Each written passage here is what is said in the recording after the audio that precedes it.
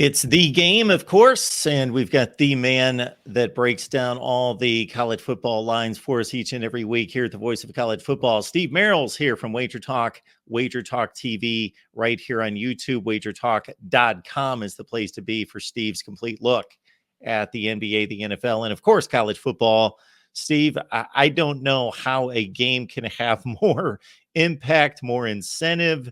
It's always throw out the records, the pride and the bragging rights as a historic rivalry, but 11-0, 11-0, 2-3 in the country with all the controversy about Michigan's NCAA scandal, Ohio State possibly having a factor in that. Just the level of vitriol and the stakes of this game are just at record heights. And this game was watched by more people last year than any college football game in more than a decade. I can't imagine it's going to not be more of the same this year. Yeah, they had the spotlight spot on Saturday at noon Eastern, so it's a great spot as well to get those views. And, this is a very important game, but I still think maybe the most important game for these two teams was Oregon State last week. That might have been more important than anything. They really needed Oregon State to beat Washington, because then you can make an argument, whoever lost this game still had a really good chance of being in the top four. But if Washington continues to win, and I keep feeling like they're going to drop a game here or there, but they haven't, the loser of this game very well could be on the outside looking in. And I think that's a shame, because these are two of the four best teams in college football. With that said, though, I still rate Michigan as the better team.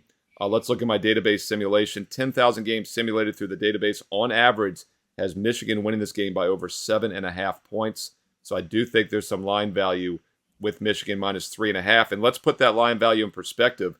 A week ago, before the games were played last Saturday, bettable lines at major sportsbooks across the world had Ohio State as a 5.5 to 6 point underdog. That was a bettable line a week ago. This line was going to be 5.5 to 6 for Michigan. Now it's only 3.5, and I think a large reason is because Michigan barely got by Maryland, whereas Ohio State coasted as expected against Minnesota.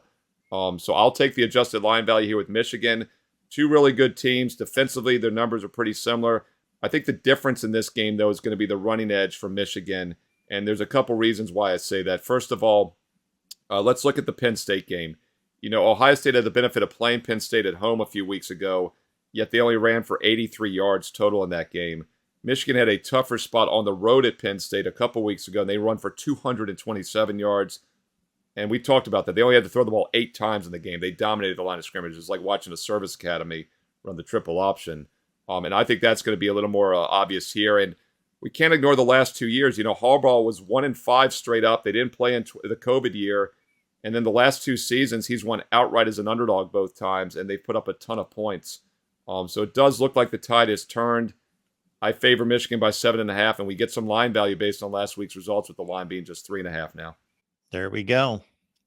20-5. What is that? That's Steve's record under the radar selection. It's exclusive here at the Voice of College Football as a main channel member or on Patreon, patreon.com/MarkRogersTV. Steve again, 20-5 against the spread since week 1 of 2022. Steve, appreciate you stopping by as always.